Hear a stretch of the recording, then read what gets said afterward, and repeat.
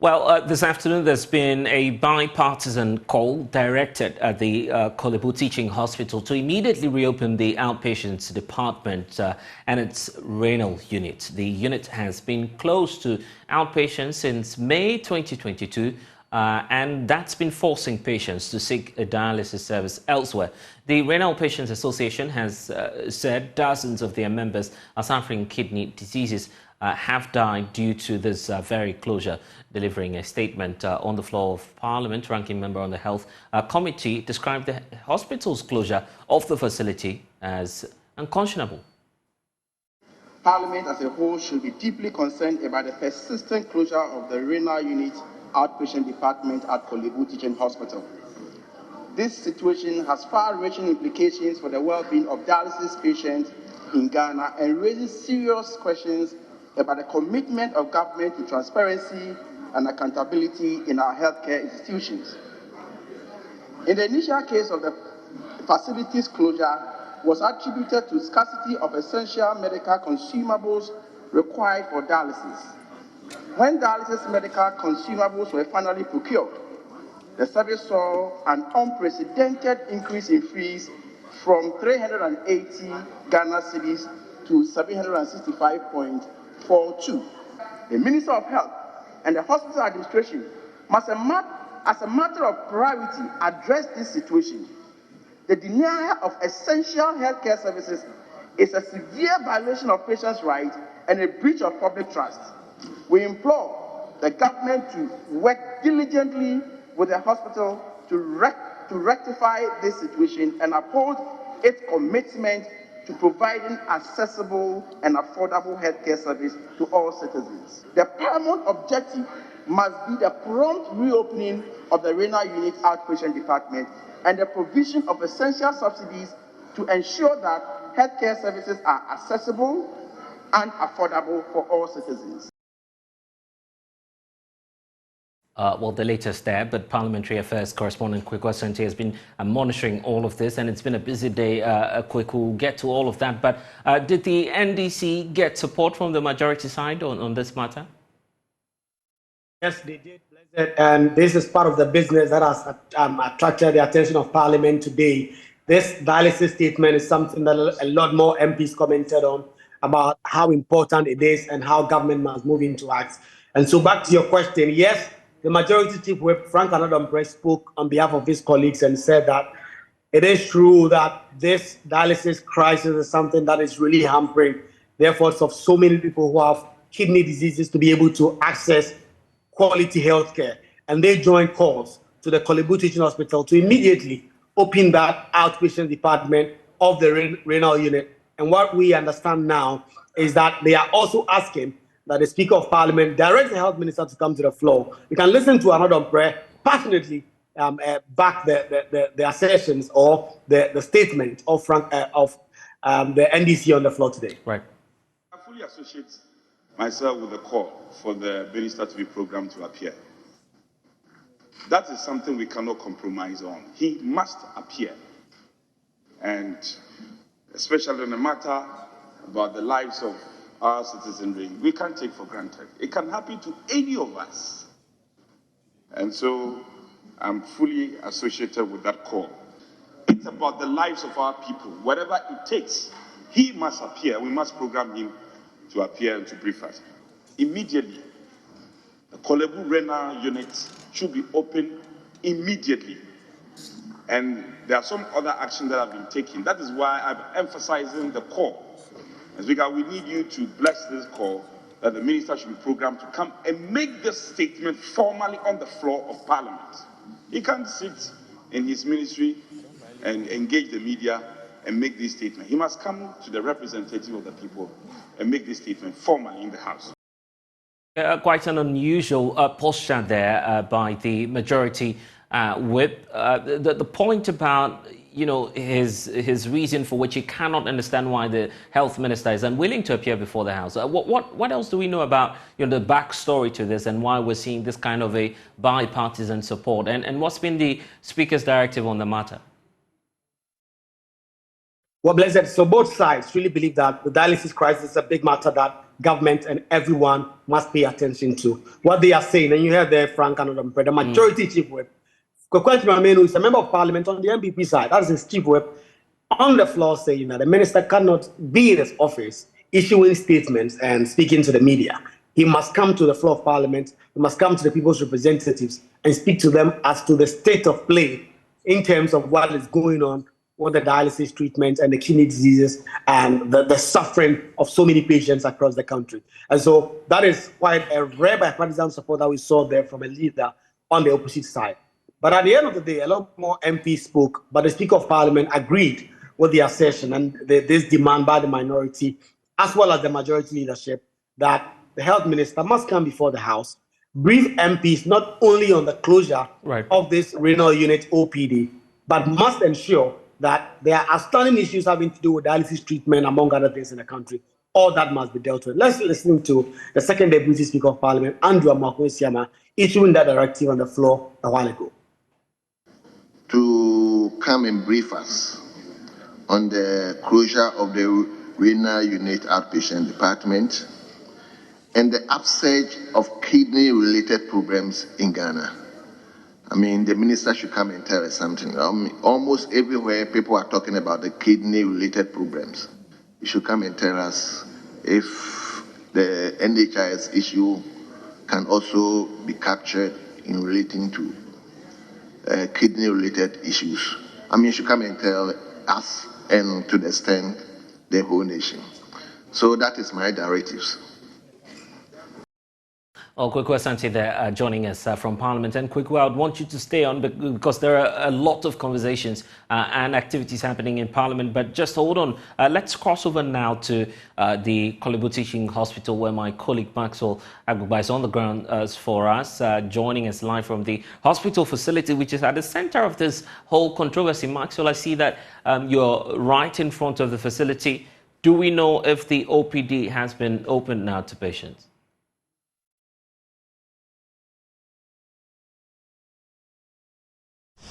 Well, Blessed, as it stands now, the outpatients department of the nephrology unit has not been opened to the outpatients. I'm talking about the dialysis unit of the Korle Bu Teaching Hospital. It has not been opened yet to outpatients. We've been speaking to our sources here at the Korle Bu Teaching Hospital, and they tell us that some modalities would have to be put in place before the rollout of this directive, and they're looking at doing that immediately. I can confirm to you that as we're speaking right now, the communications, the public relations unit of this hospital is drafting a statement. That statement should be released in less than an hour, and it should basically communicate to the outpatients who had earlier raised concerns about the closure of the facility to them, that now they can come to the hospital and access the OPD services. So that statement, we should be expecting that statement in less than an hour.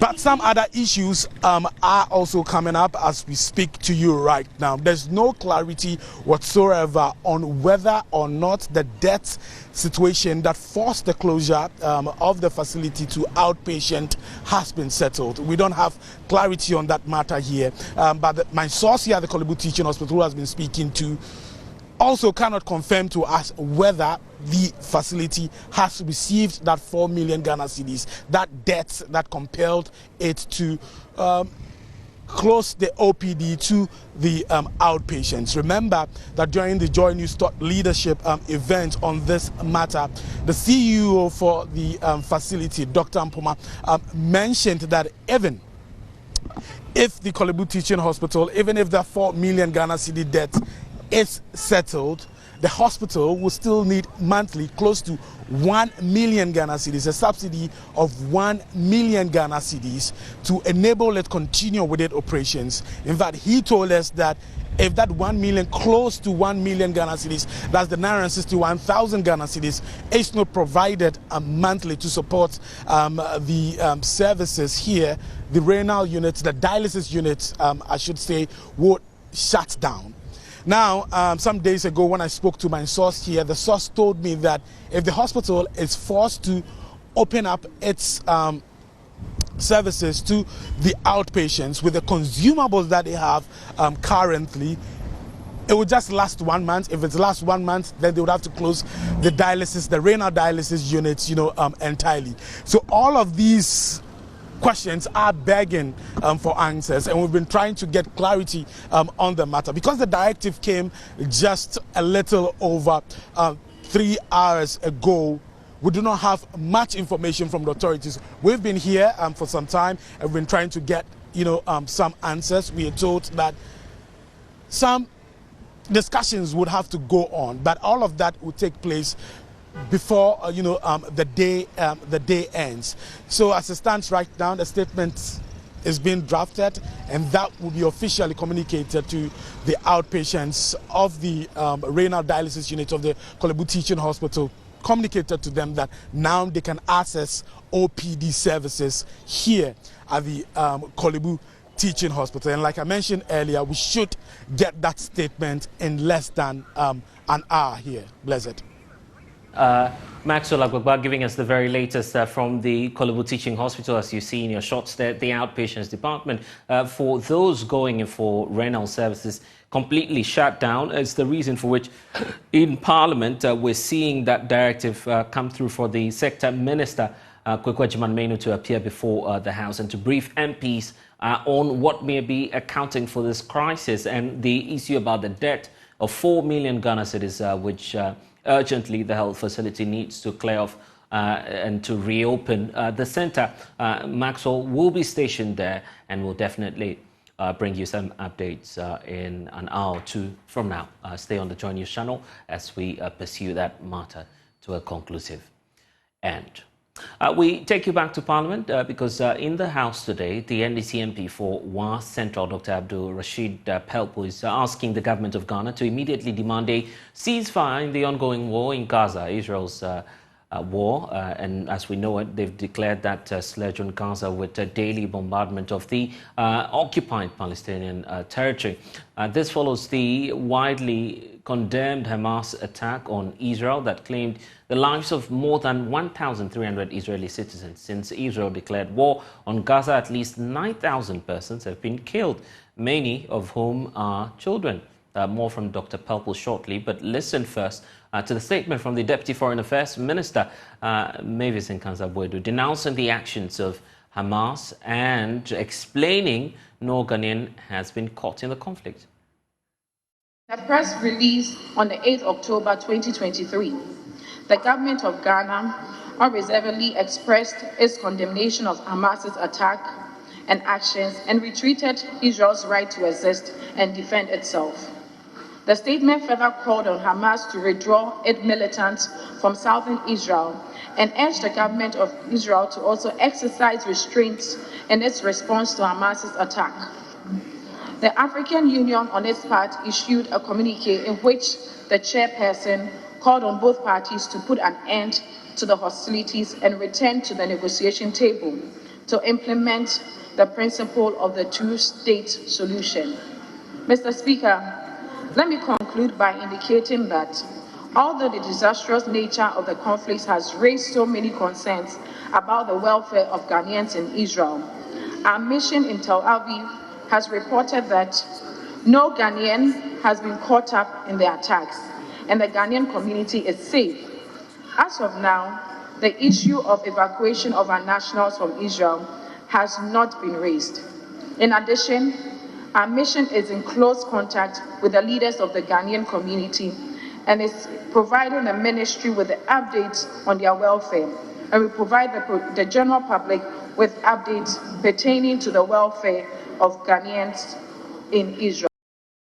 Well, we can now hear from Dr. Rashid Pelpo, who says Israel has killed enough Palestinians and Ghana, as a member of the United Nations Security Council, must demand an immediate ceasefire. The Palestinians are locked up. They can't even leave the country. Bombs are flying every day, up and down. Children are dying. Everybody. You sleep, you don't know whether you wake up or not. Mr. Speaker, for us in this parliament, the one thing we have to ask for is for a ceasefire, immediate ceasefire, not for any other thing at all, not for an even humanitarian ceasefire. We are asking for a ceasefire. We are asking for negotiation. If it is about retaliatory measures, Israel has killed about 8,500 Palestinians. If the Palestinians realize that what they did has come to a point when they have to begin to reflect, they may have reflected upon it now, that they didn't have the right to go into another person's country to cause the harm they caused. So at this point, Mr. Speaker, the Parliament of Ghana should ask for an immediate ceasefire, not for even humanitarian ceasefire.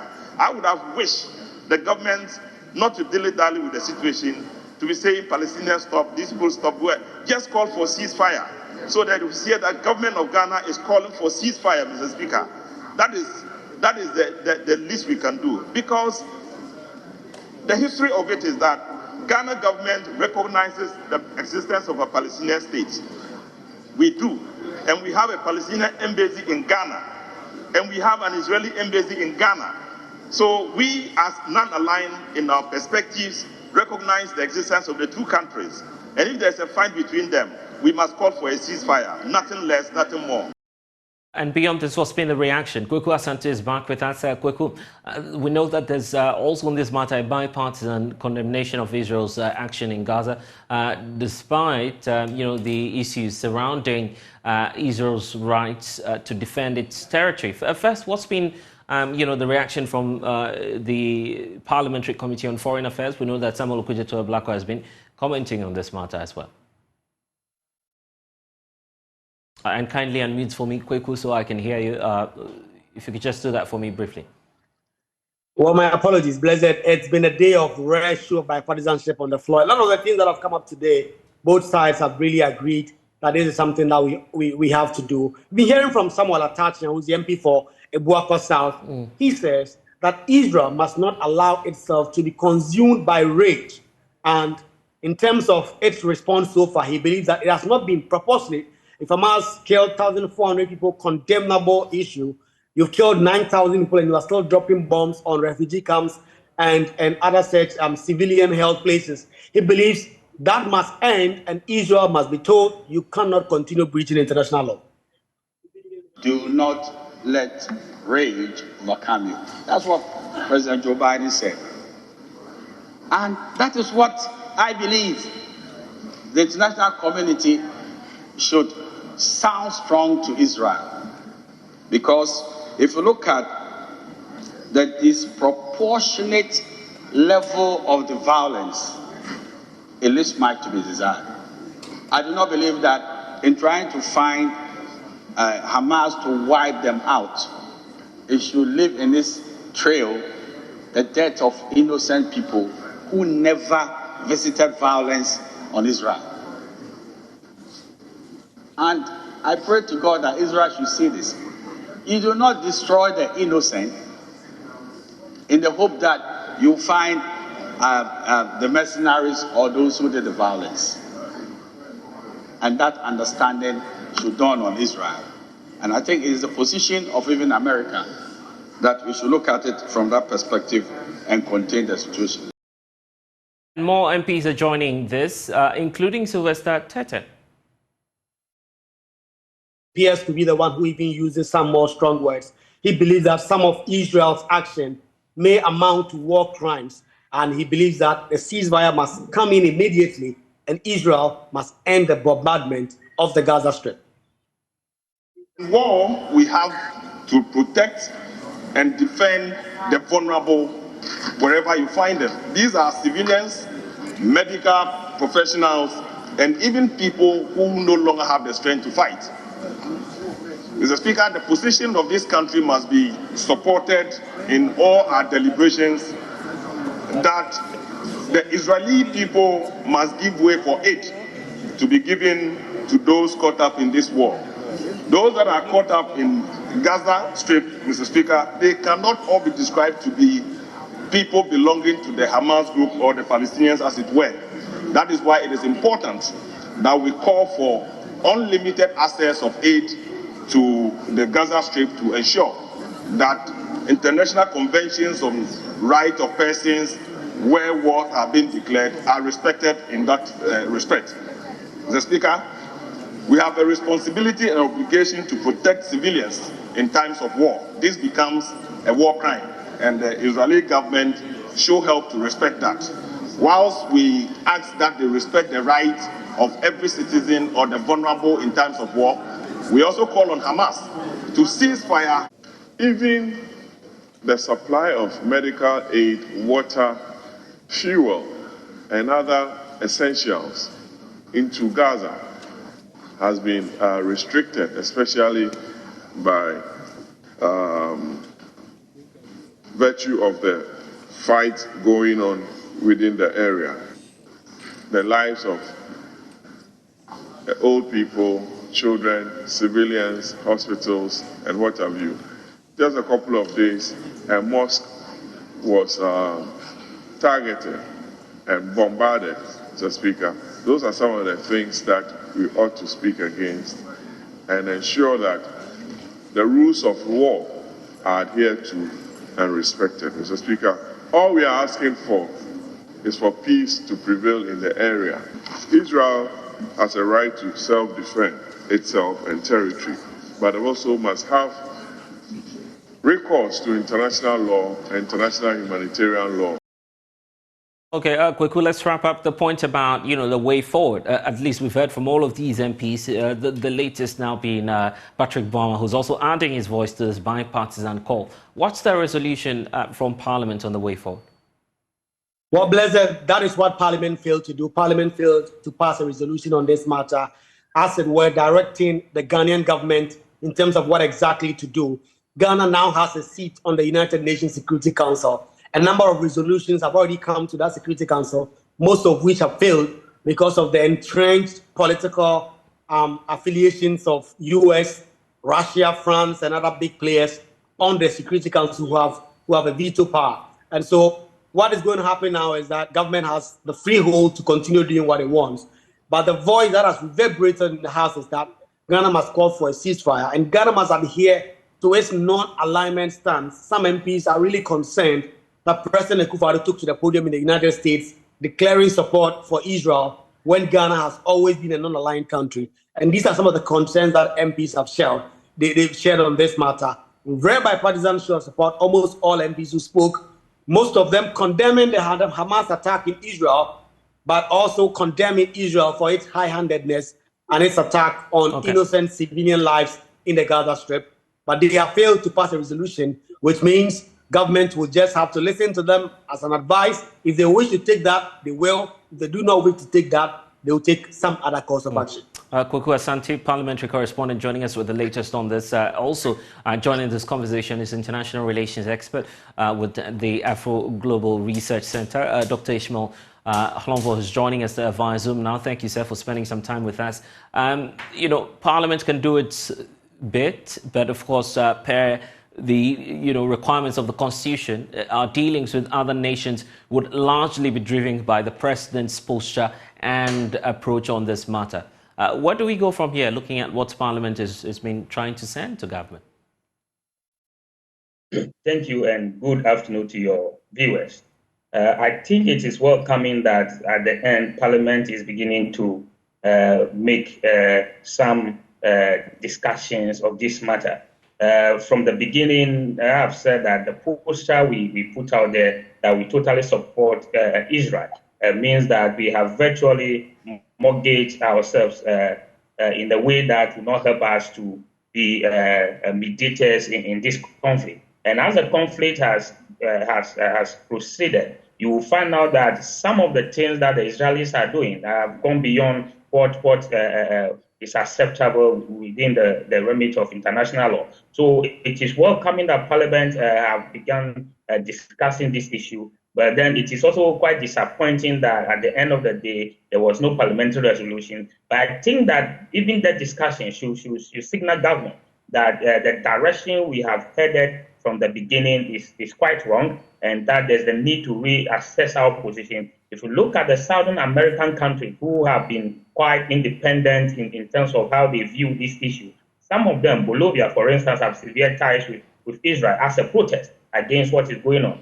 We cannot say because we totally support Israel, we should also totally support the kind of things that are going on in terms of civilian casualties, in terms of disregard for international law. So I think that this call by the parliamentarians, which is quite bipartisan, which is quite interesting because of the nature of our own politics. So I think that from here, the executive should pick it up. And then the next resolution calling for a ceasefire, either a humanitarian pause or whatever form it takes, Ghana should not be seen abstaining. Ghana should be seen supporting. Yes, of course, we appreciate the government of Ghana. Then the UN resolution has been passed. We were part of the countries that supported that. By the General Assembly, we did vote in favor, except to say that we blocked or perhaps abstained from the one coming through from Russia. All the rest, of course, we've demonstrated our belief and our sense in a humanitarian ceasefire. How else do we want the country to demonstrate our level of positive neutrality in this matter? Yes, your level of positive neutrality is demonstrated when the resolution coming from even Russia. Once it's the same call, you support it. You don't reject a resolution because it's coming from a particular actor that you think that you don't support. So I believe that, yes, we should. This is the only way we can demonstrate we can still continue to issue press statements and calling on ceasefire. And of course, to the extreme, we should have a discussion with the Israelis, trying to also make it known to them that the level at which this conflict is going is not quite what we expect them to do. Because at the end of the day, we must all have respect for the laws that govern the globe, the laws that govern the universe, the laws that govern all of us as countries. So if we keep quiet and one nation backed by a superpower disregard all the laws, that will not be good in another instance when we seem to be condemning another country that also breach the same law. Indeed, in the case of Ukraine, we were quite categorical, we were quite vociferous in terms of condemning the Russian attack, calling for the International Criminal Court to investigate and that people will be prosecuted. We were quite outspoken. So in this case, we should not be muted. We could go the same way. We could hold the press conferences. We could also take a strong stand. We should not, because of our closeness with Israel, because of the gains that we think we get from Israel, become mute because we think that Israel help us. Of course, we appreciate their help since independence. They have been quite helpful in helping Ghana in many ways, in building the Air Force, in helping train medical doctors and so forth and so on. But then again, it comes to a point where we must all stand up for what is right. I see. Parliament has spoken, bipartisan support, as we're pointing out. What else could the House do to mount pressure on the president? As I said, they could have passed a resolution which they failed to do. But I think that even this discussion was quite necessary. And so maybe they could still engage the executive in other forums to try and see how they can influence. Of course, some of the members of parliament are also members of the executive. They are also cabinet ministers. And so maybe they will have to use some contacts within cabinet to influence how the executive proceed. In that we may gradually become stronger in opposing the kind of action Israel is taking, because particularly in relation to civilian casualties, in relation to bombing of places that naturally within war, those are considered safe havens for people to run to. So yes, I think Parliament is taking the right steps. They should continue in that light. But I think that maybe the next time a resolution will help us to give a clearer direction of what they want the government to do. Yeah, but the question is, what do we even lose by taking a side to this conflict?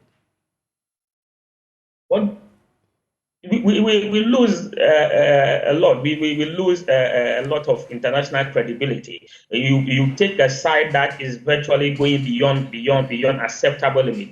So are you going to also condemn another party at another time if that party is bombing civilians, if that party is bombing hospital, churches, mosques? Are you able to stand and take a stand against that. Of course, remember, as a country, we have sworn to uphold international law.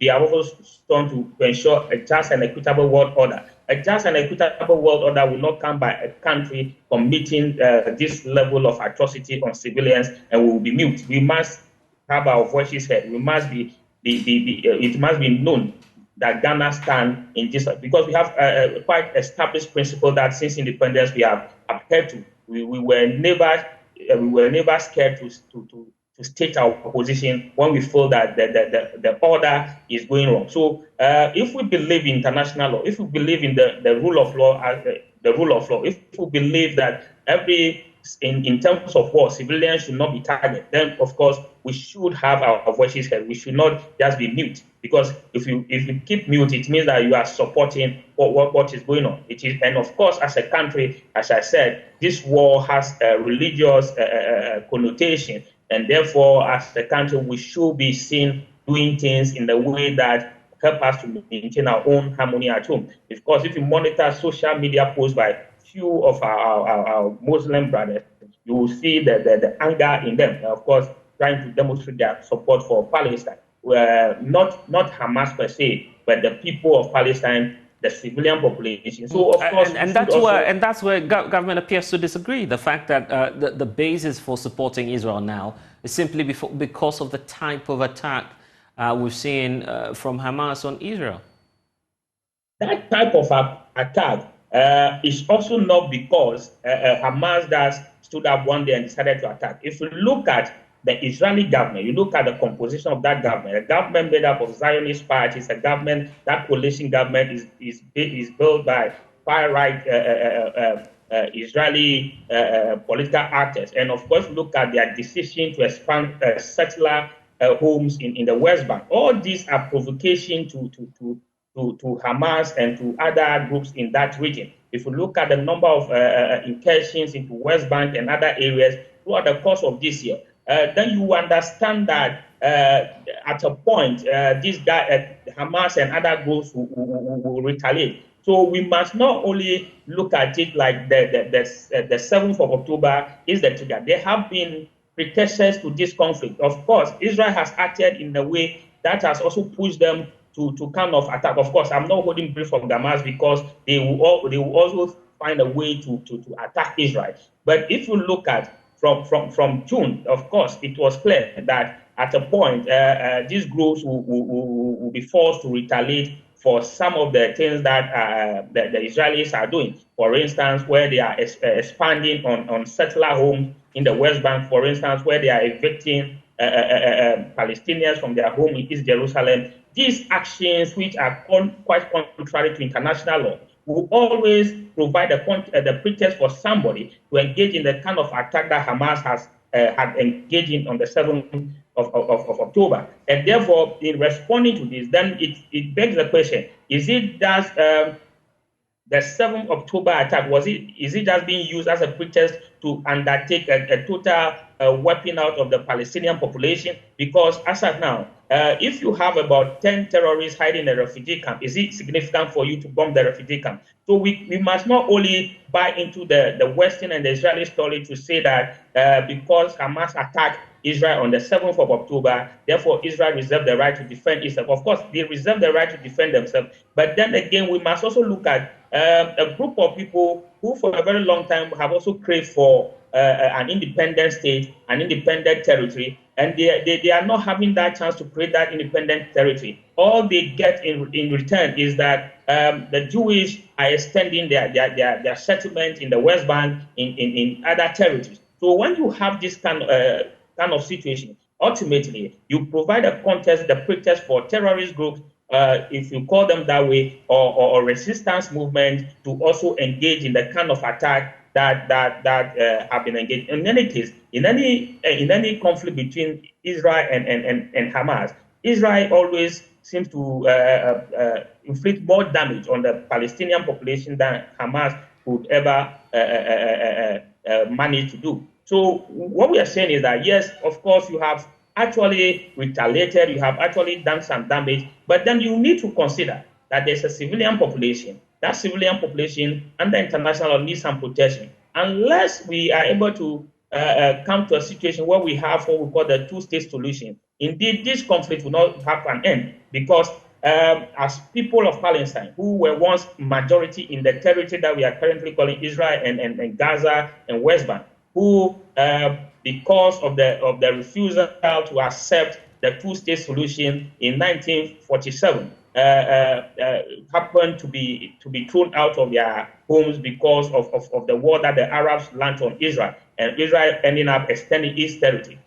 They will always also want to have their own state. So if you continue to expand your territories into areas that under international law are seen as Palestinian territory, then you are virtually chasing them out of their homeland. If you continue to chase them out of their homes, then you must also to get to a point where they have to retaliate.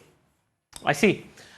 Interesting days ahead. We'll wait to see what the president would have to say about this. Grateful, Dr. Ishmael, for spending some time with us here on the polls. And more reaction has been greeting this. In fact, in Parliament, just as we depicted, MPs calling on the president to redress our posture on the international stage. The reason for which, of course, we've been seeking some answers, but government says its position on this latest Israeli war on Hamas, the stance has not changed. Well, we've been speaking to Kwabena Osei-Dankwa, Ghana's ambassador at large, and also special advisor to the Minister for Foreign Affairs and Regional Integration. He's been telling us why government is adopting the stance it is adopting now. Now, going back to Israel and Palestine, right? Ghana's position on that issue has not changed. You know, we've always supported the two-state solution based on secure and recognized borders for Israel and the Palestinians. The recognized leadership of Palestine is the Palestinian Authority. Now, so when we've made statements since 7th October, it is in recognition of the fact that the group that triggered the current situation is Hamas. And Hamas, I think the kindest way to describe what they did on 7th October in southern Israel is heinous. A barbaric attack on civilians, you know, burning people alive, slitting the throats of individuals, including children, babies. And I actually saw a video which was played in the General Assembly Hall, I think 2 days ago, during the emergency special session, where two of the militants were trying to decapitate a guest worker from Thailand. You know, I mean, it's just inhuman what happened. And so Ghana made an expression of humanity. You can't see these things and not condemn them, and therefore condemn the actions of Hamas. But we did not just do that. We did not say that because of that Israel had the right to defend itself. We called on Israel to exercise restraint, and we also called for a resumption of the talks towards the two-state solution.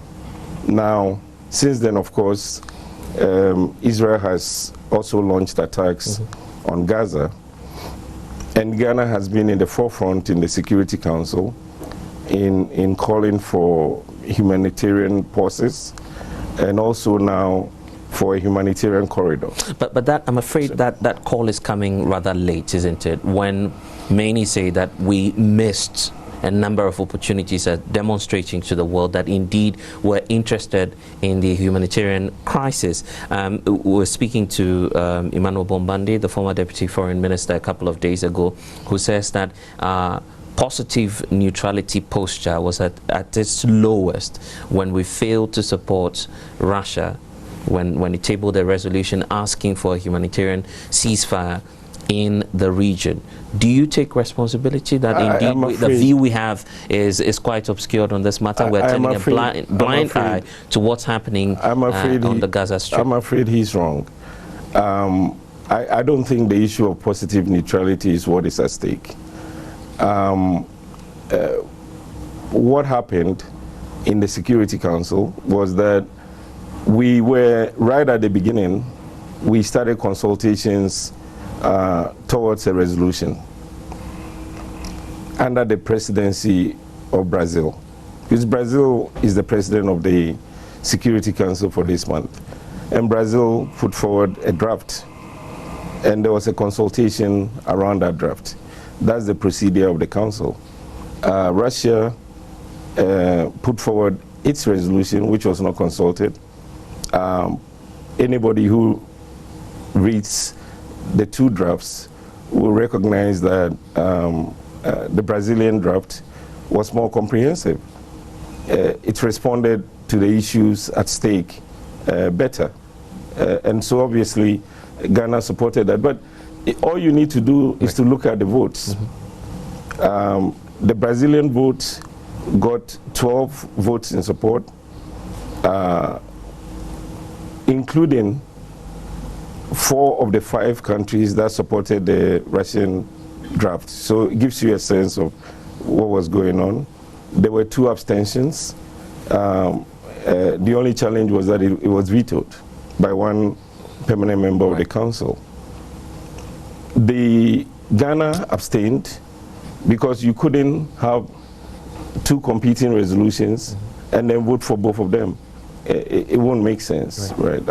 And in fact, Russia at one point had wanted to make amendments, to propose amendments to the Brazilian draft, to tell you that they also agreed with almost everything in the Brazilian draft, and they did not veto it.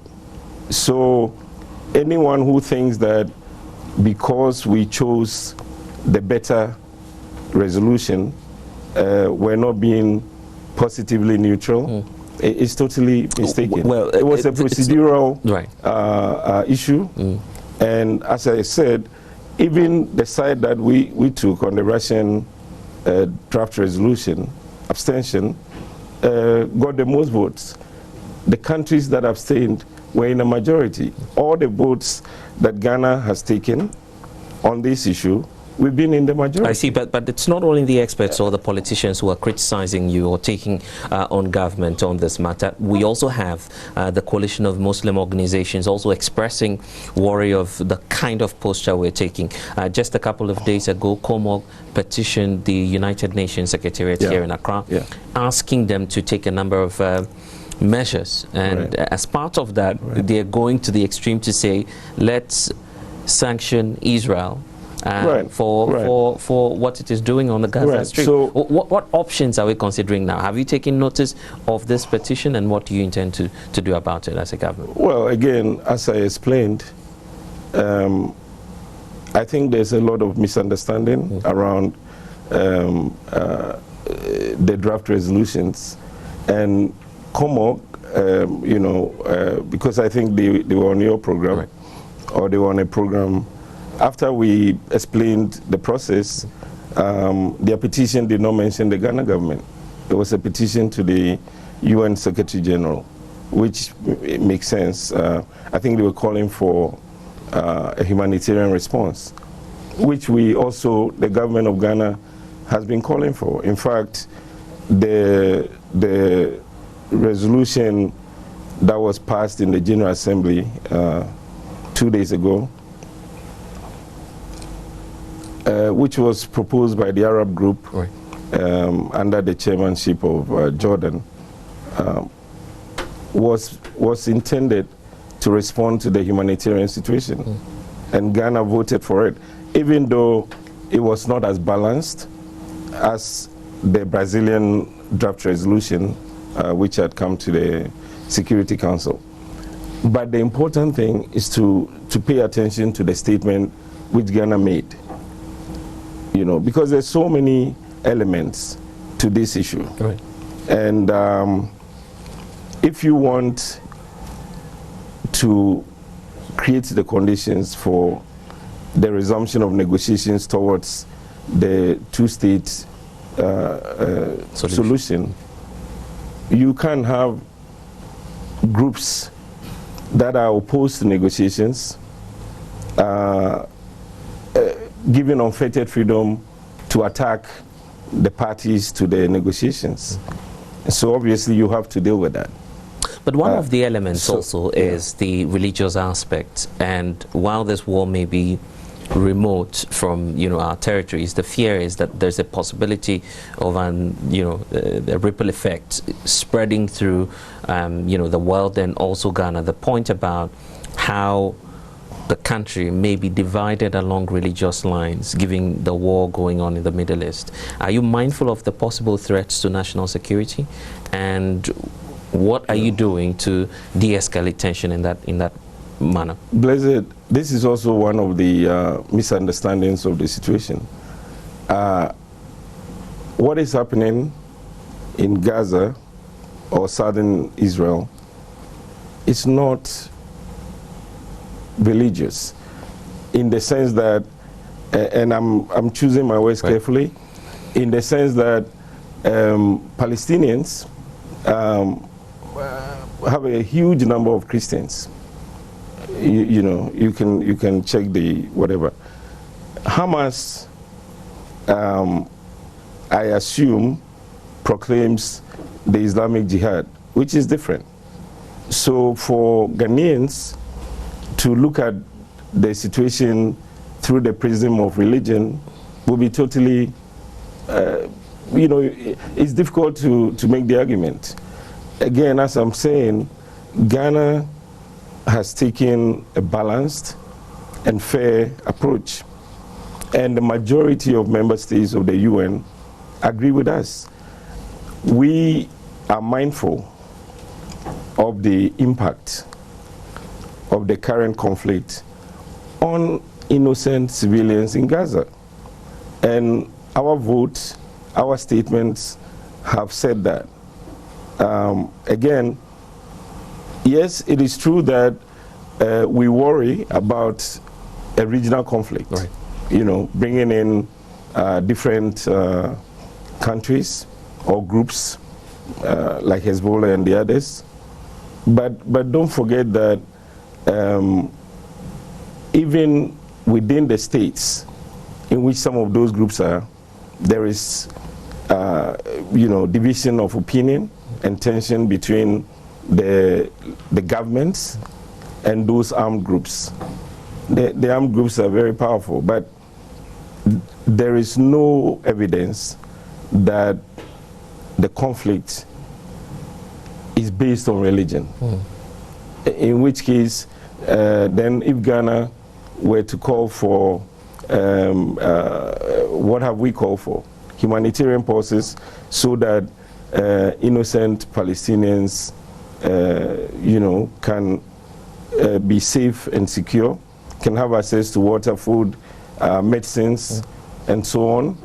How does that affect the religious sentiments of a Ghanaian? I see. Let's close the chapter on that. The issue about repatriations, looking at the level of escalation, are we considering that as a state?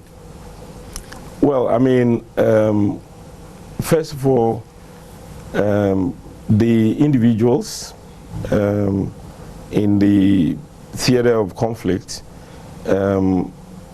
usually must be ready to be evacuated. I believe that's what you're talking about. As of now, we have not received requests from our citizens to be evacuated. So, of course, the government has learned a lot of lessons from especially what happened in Ukraine and so on. And we are ready to bring our people home to safety if it becomes necessary. But you're not considering that now? Well, I mean, it's something that we think about.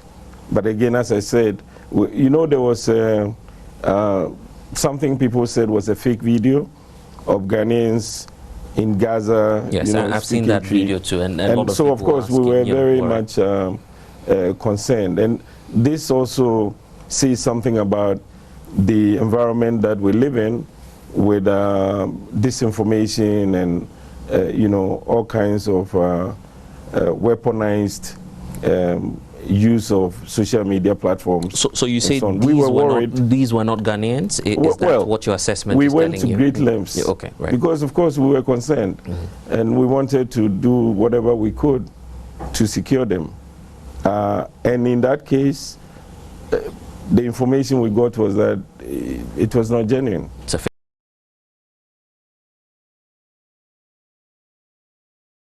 And there's more with Ambassador Osei Dankwa, who speaks to us later on Foreign Affairs this weekend. You'd want to catch a full conversation, also bordering on some other matters of international concern. You're watching The Pulse here on the Joy News channel. We're taking a break, but we're also looking up ahead to that contest between 4 individuals who are slugging it out for the presidential primaries of the New Patriotic Party. There's a warning coming through from the Ashanti Regional Security Council. We'll talk about that, plus tell you what the party has been up to in the early parts of today.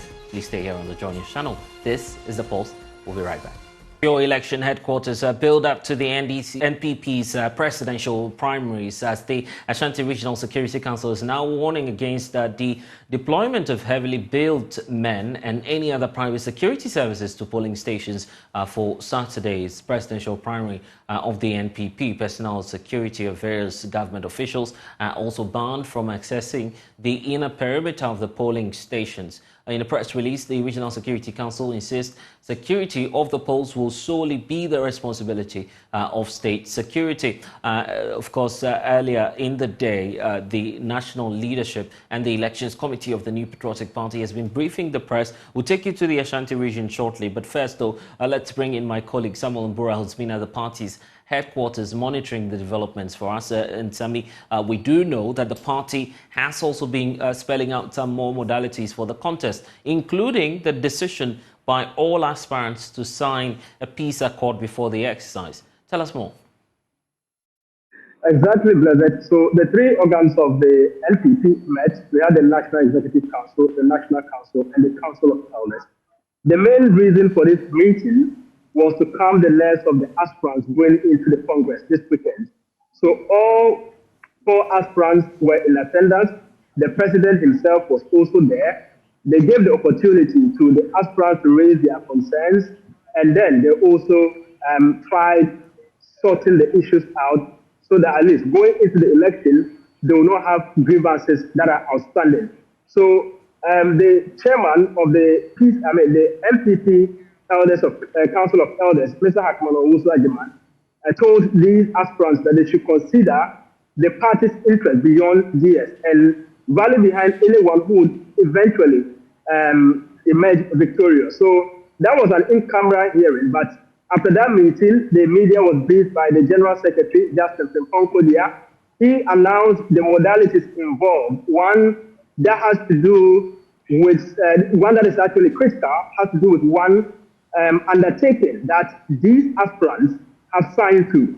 The undertaking demands that if you, in the unlikely event you lose the election, whether Baobia, whether Kennedy Japan, Adailimo, or Dr. Priyakoto, you would not depart from the party and then resign or go independent, just as seen in the case of Alan Chemante. So this is issues stemmed out from the actions or the previous action by Alan Chemante after the Superdelegates Conference. So the question about whether this particular directive or undertaking is just a moral one or a legal one, the party clarifies that it is a moral one that guides any right-thinking member of the party. So the situation, as the situation evolves, if there's an unfortunate situation of that nature, they'll decide how to go about it. I wanted to listen to the General Secretary, Justin Kodia, talking about some of these modalities, among others. And just before we hear from him, how about the National Elections Committee, the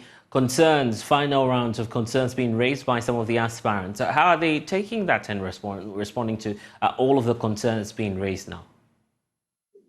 Well, it appears it has been a fruitful and a mutual meeting with the aspirants, because I engaged some of the aspirants. They said yes, all that have been discussed at the meeting were mutual, so they don't have any reservations to that, Right. and they will not hold a committee to brief. So they have agreed. They don't have grievances. We are only waiting to see how the conduct of the elections would go. For now, they are assured that the election committee will do a good job, but we don't know what will happen a day before or during the day of the election. Let's talk about the way forward now. What's the resolution of the leadership of the party post the presidential primaries in terms of party unity and how the party intends to solidify its base going into the 2024 elections? Blazer, that has been a major concern here. The former president, John Ejekunkufo, was part of this meeting. He joined via Zoom. So this should tell you how critical this meeting was, having all the big wigs in the NPP coming to be part of this election. So the concentration had to do more of the post-electoral risk or factions that will be created. At least the party is convinced that after the alarm breakaway, they have been able to patch the rift. So they are expecting that after this election, the aspirants will come together and rally behind the one that will win the election so that they will go into the 2024 general election without any factionalism or any cracks to face the NDC. So that issue has been talked about. They've gotten assurance from the aspirants, but there's still some uncertainty because there may be issues or there are still issues that some of the aspirants will want to see the election committee act on, although they have, for the meantime, mutually agreed with them the guidelines that have been stipulated. Okay.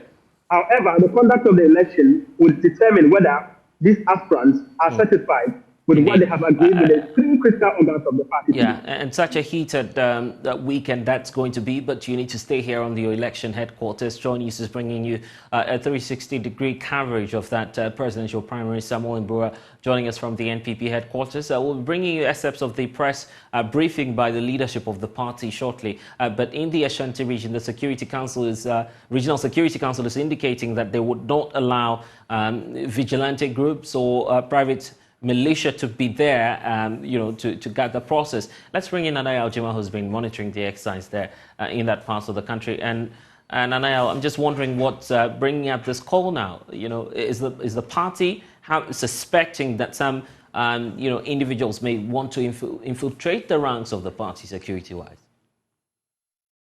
That is not clear by the release that was released by the Regional Security Council. But what they are saying is that there is need for precautions to be taken ahead of this election. You know that the Ashanti region is is the stronghold of the New Patriotic Party in the country, and it's the second largest in terms of population when it comes to this election.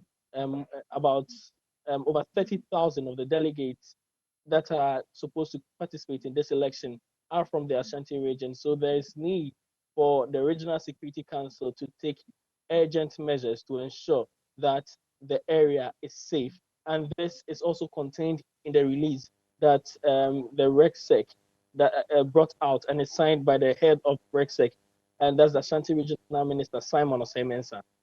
I see. Looking at the mood in the Ashanti region, because mind you, this is the base of the governing New Patriotic Party, the contest must be tough in that region for all the aspirants, isn't it? Very tough in the Ashanti region. Mind you, 2 of the 4 aspirants in this race are from the Ashanti region. That's Dr. Osei Akoto. He was once the member of parliament for the Kwadaso constituency, and he is touting his achievements as MP and achievement as Agrek minister in the Ashanti region. And he believes that because of what he has been able to do, his track record, the people of the Ashanti region have to reward him with their votes come Saturday. Also, the former member of parliament for Mampong constituency, Mr. Adenimo, is also in the race. He's known to the people of the Ashanti region, and he's also pointing to the Ashanti region as a stronghold.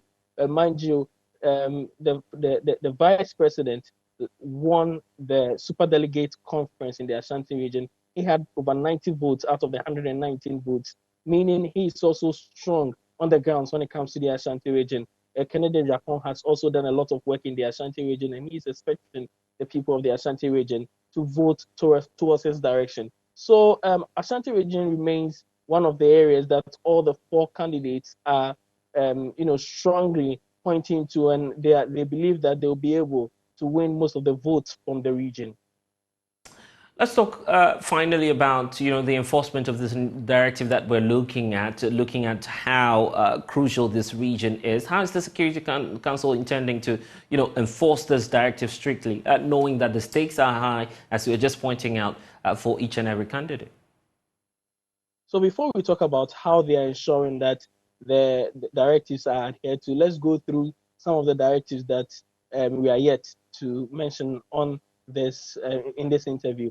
Aside bodyguards of ministers and other government appointees banned from the inner perimeter, they are also not to carry any weapon to the premises itself. So no matter who you are guarding, you are not allowed to bring in any weapon, that's any gun, to the inner perimeter or the perimeter or where the election is being held. Motorbikes are also not allowed within the perimeter or anywhere around the area. Items that have pictures or any signage of any of the four candidates are also not allowed in the area, and also mobile phones are not allowed in the inner perimeter. This is to prevent people from taking pictures of their ballots. So the Ashanti region Security Council has teamed up with the police. Already the head of the police is part of the Regional Security Council, and what is being done is that the police will have to ensure that anyone who flouts these directives, any of these directives, is brought to book. And they are empowering the police to make sure that the directives are well adhered to ensure that there is peace in the election. Taking some clue from what happened in the NDC election earlier this year, there will be a lot of policemen on the ground, and there'll be plainclothes policemen as well to ensure that the rules or the directives that are issued are well adhered to.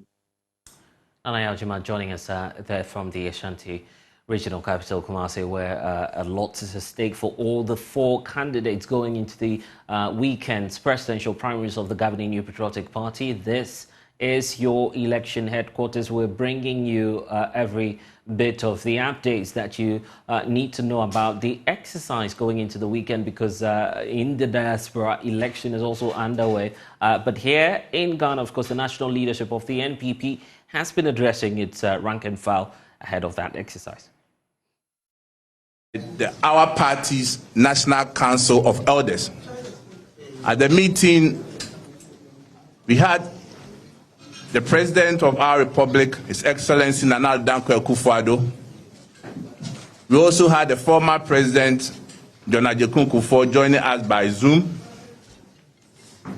We had members of the National Council of Elders, led by the Chairman of the National Council of Elders.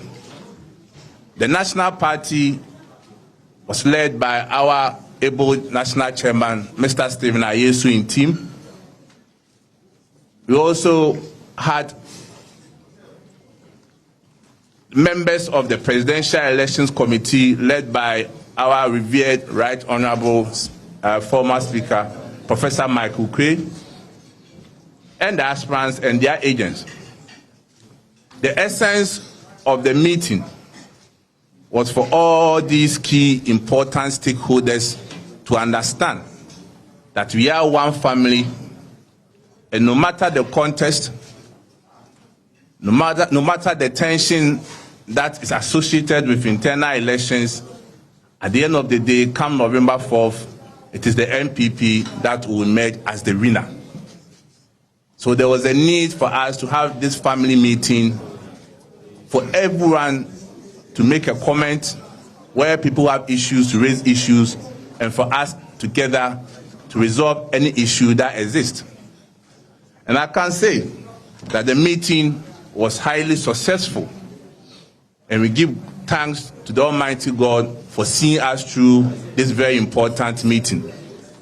I must also acknowledge that at the meeting too, we had some officers of our diaspora party also joining us.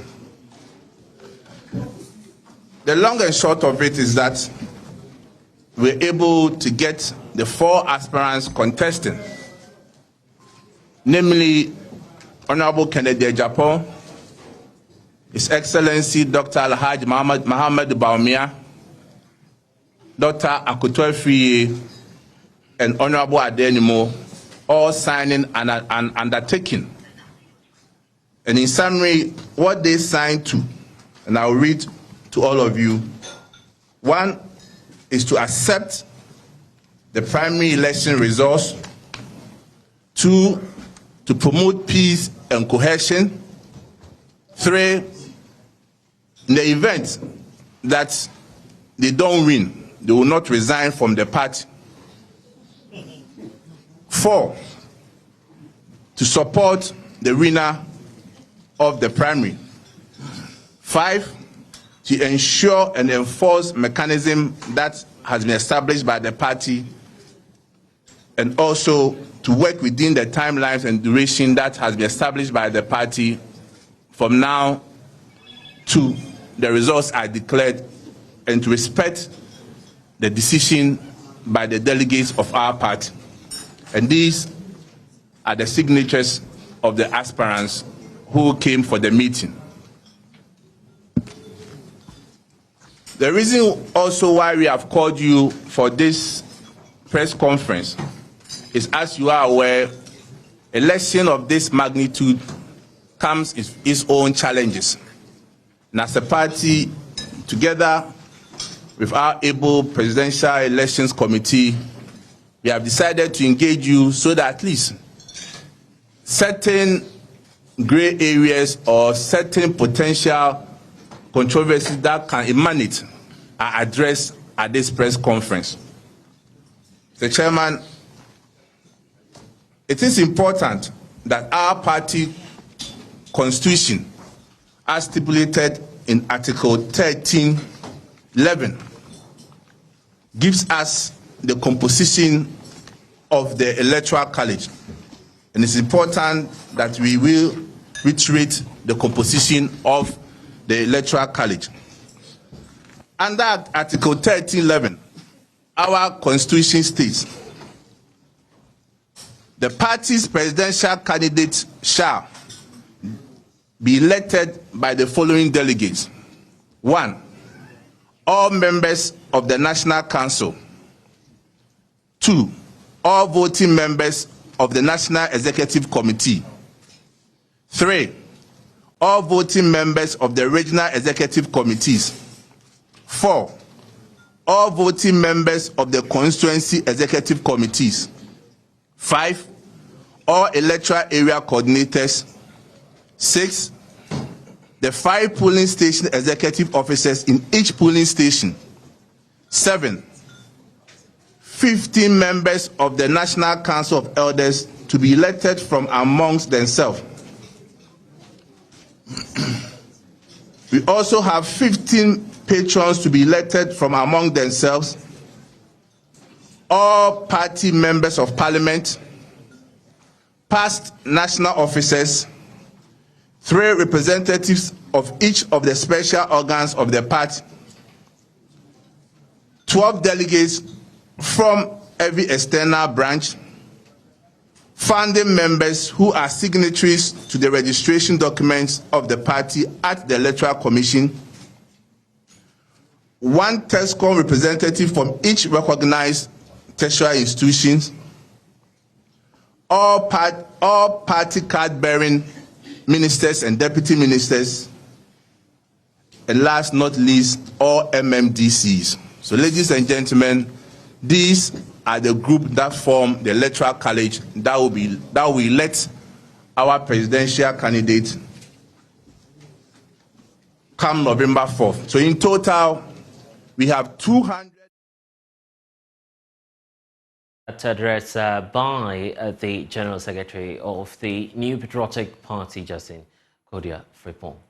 Now, the chiefs and people of Janga in the West Mamprose municipality of the Northeast region have threatened to boycott all political activities ahead of the 2024 general elections if government fails to complete the Nasia Janga road that connects the town to the municipal capital. The paramount chief of the area and his elders are therefore calling on the president to redeem the promise he made to them during the sword-cutting ceremony for the commencement of work on the 25.7 kilometer road project.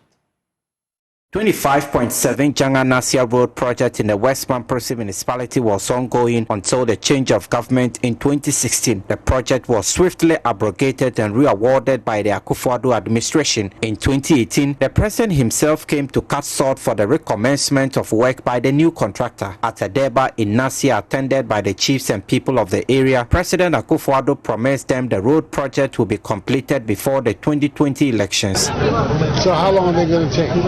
24 months.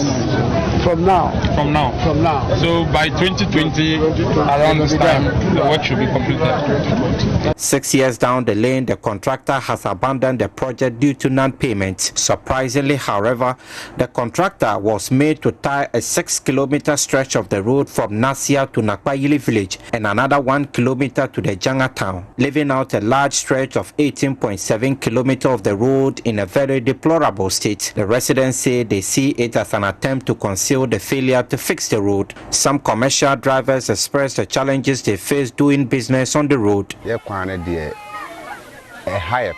We are facing a lot of suffering on the road.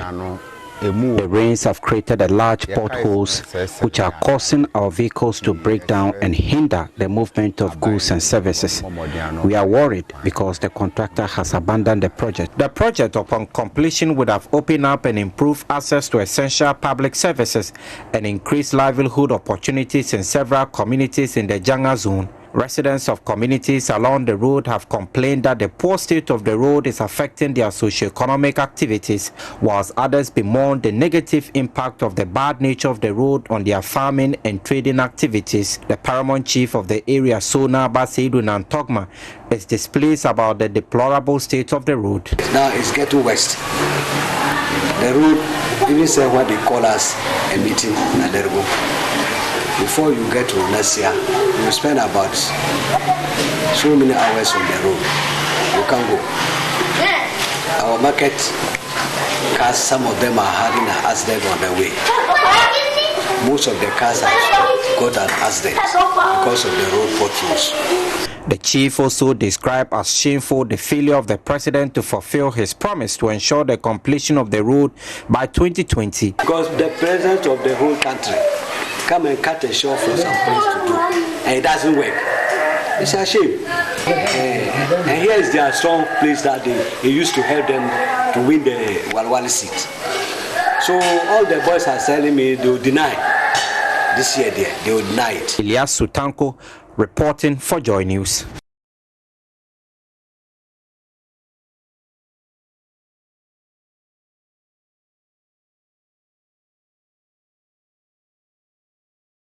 Okay, we take you now to parts of southern Ghana because the opening of the lagoon floodgates and the sandbar at Zinanji has commenced to allow the free flow of the floodwaters as a result of the spillage of the dam into the sea, mitigating the devastation of the flooding in 3 municipalities of Ketang, Loga and Ketu South. Checks by Joy News reveals that the process, which began a week ago, has been successful in making it possible for floodwaters in 3 municipalities and even in 3 of the North Tong areas to recede considerably. Ivy Setoji and her team returned to the area and found this report. Since the opening of the floodgate here in Azizaji to enable the water or the lagoon to flow easily to the sea.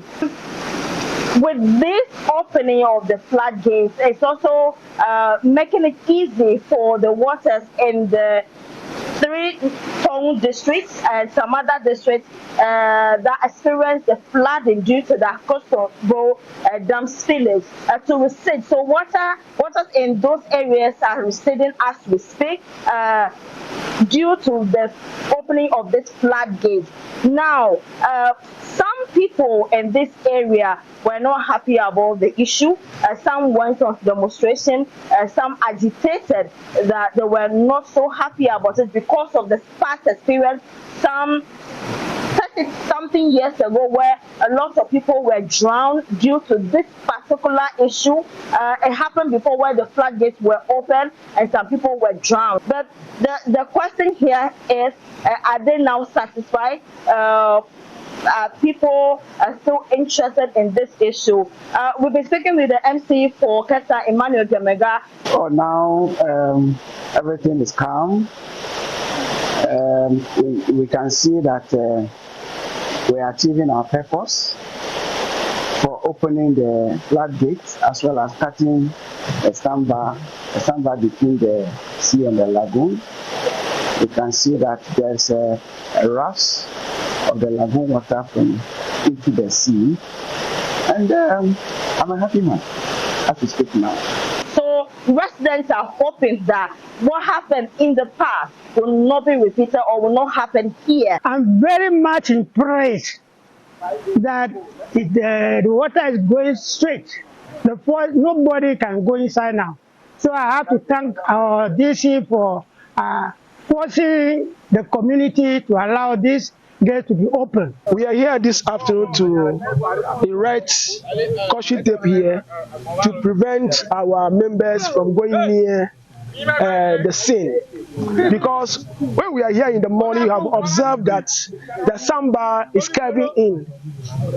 So as people are going to the edge of the sandbar, they can fall into it at any given time, and it will be a problem for the assembly and for our community. We are watching keenly. We'll give you every detailed report as we started 2 weeks ago. We'll give you more reports as it progresses. And from Azizaji, my name is Ivy Setodi for joining us. District Chief Executive Officer of the Northern District Divine Feno says that data collection on the flood victims is currently underway to create a credible database to allow government compensation and resettlement plans. According to him, the data collection exercise, which is being carried out in conjunction with other stakeholders, including traditional authorities, is aimed at ensuring that persons who have not been directly affected by the flooding disaster do not take undue advantage of the compensation exercise. The Interministerial Committee set up by the President, they have requested for data, especially for now on buildings that have some defects to be corrected immediately for people to move back to their houses. And then also we are also taking data on houses that have been destroyed, people who have their crops destroyed and all those.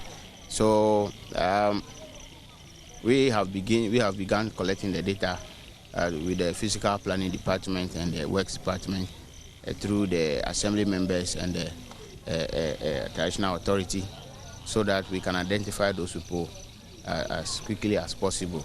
We also want to ensure that people don't abuse the system. People may not lose anything, but they may want to write there. So we'll have a way of visiting most of the communities ourselves to ensure that the correct data is provided for government to deal with the issues. Well, the MC adds that plans are underway to relocate flood victims from school structures to pave way for academic exercise to commence in schools that are serving as safe havens for flood victims in the district. We are making arrangements for the people to move from those places so that our students can go back to the classroom. That is also an issue we'll be discussing today, because when the Education Minister came, they assured us of helping us. The First Care Group ambassador, the construction ambassadors, have also started working on some camps for us. I believe that by close of next week, that camp will also be ready. Then we can move a number of people, affected people, who are leaving the classrooms to move in there, so the classrooms will be available for learning. Some other group are coming to feed some tents, about 250 tents for one particular school, so that the people can move away from the classrooms. And then I'm sure those people will come today. And so there are, when we meet today, other issues that will come up, other suggestions that will come up, we will use them and then help the process. So it's a bigger issue because tomorrow, understand that the senior high school schools will also reopen, and you know, St. Kizito is hosting well over 1,003 affected people, and so we need to move the people from there to allow the students to also go back. So we'll take up that issue today also to see how best we can address it before tomorrow. An Executive Secretary of the Public Utility Regulatory Commission, Dr. Ishmael Aka, says his outfit is working closely with utility companies to improve their performance in order to satisfy their customers. Speaking in Wa after an engagement with the students of Nasarat Ahmadiyya College of Education, he indicated that the Ghana Utility Performance Index, which was introduced by PRC, has brought out the best in companies. Abawa's regional correspondent Rafiq Salam now reports. The past few months, the Public Regulatory Commission, PURC, has been engaging stakeholders on the need to conserve energy and also for them to know their rights and responsibilities. Their focus now is on tertiary students, where they educate them on the tariff process, understand the efficiency mechanisms, and be ambassadors at their various homes to educate the people around them on the work of the PURC. Executive Secretary of the PURC, Dr. Ishmael Aka, in an interview with the media after an engagement with students of the Nasarat Ahmadiyya College of Education, noted that the engagement will also give students the opportunity to ask questions and recommendations in order for them to have an efficient water and electricity sector. Yes, we believe that some students in the rented accommodation, they pay their own electricity bills. Some of them are in dormitories where the bills are charged on them as part of their fees. So they are very important stakeholder. Again, these are College of Education students. We see that very soon they are going into the world to be teachers. So if we educate them, chances are that they can also educate others and spread the word. So this is why PURC is focusing on educating students this year. However, we are also working with workers, with market women and other groups, so that together we all understand what we do as a regulator. And even if you have a complaint, the processes you can go through to reach us. Dr. Ishmael Aka expressed satisfaction over the engagement held so far with the tertiary institutions praising the students for the questions posed. So the good thing is that they are asking very intelligent questions. One on how the tariff is even approved, whether it will ever come down or to go up, and some of these efficiency mechanisms. Some of the concerns also border on quality of service, that why should I pay, but maybe if the light is going off, they don't tell me, and so many other things. So it also gives us that platform to educate them that, yeah, for instance, the utilities, if for any reason you cannot serve a customer, you have to let the customer know. So we give them some of these things. If you don't let the customer know, first of all, talk to the utility. If you don't get satisfactory answer, come to PURC. So it is more like an education platform where they are giving us a lot of questions and recommendations, especially issues bordering quality of services. Asked whether he is satisfied with the performance of the companies that the regulatory powers are under, this was his response. PURC over the past year have been publishing what we call the Ghana Utility Performance Index. Now what we are doing is that we are not even looking at the utility as one. We are looking at the regional performance. So when you take Ghana Water, of all the 13 regions of Ghana Water Company in Ghana, Ghana Water were 2021, they were 4th. But 4th in customer service and others, they have their rank. In operational efficiency, they have their rank. What we are doing is that we are ranking the various regions so that we work with them to improve. When it comes to NEDCO, they also have their round. So we are doing more like regional monitoring and see some areas they are doing well, some areas they need to improve so that they can serve customers better. Principal of Nasser Jan Ahmadiyya College of Education, Abdul Mumin Abdulaziz, was happy with the engagement, stating that it will go a long way to help the college and the students. Just currently, government has ceded the payment of electricity to us, and then we are struggling to pay. So with this education, I know that it's going to help our students, it's going to help the school, because taking them through how they can consume electricity is going to help the school to manage the electricity very, very well. And that's where I get enthused about it. Reporting for Joy News, Rafiq Salam. Wow. And now the resilience of Lake Bosomtwi, the biggest lake in West Africa, is at risk of climate change and other human activities, according to research by scientists from the University of Energy and Natural Resources. Based on a 1986 baseline study, their research discovered a sharp decline in water levels, reduction in size of the lake, and a decline in fish population. In this special feature, my colleague Ohiming Teria reports residents along the lake are worried over the findings of the research and want immediate action to save the lake. Believed to have been formed by a falling meteorite, Lake Bosomtwi measures about 8 kilometers in diameter, covering a surface area of about 52 kilometers. The lake has since 1.2 million years ago seen its depth decrease from 800 meters to 78 meters maximum, currently with the surface area reduced from 52 kilometers in 1986 to 46 kilometers in 2020. Fish stock has over the years reduced, resulting in few catches for communities along the lake, whose mainstay is fishing. The development has forced many residents to divert to crop farming, which involves clearing the lake's forest cover. The use of weedicides and pesticides also pollute the lake's environs. 77-year-old Patrick Elliott Ofosu is one of the worried residents seeking answers to the warming and shrinking of Lake Bosomtwi.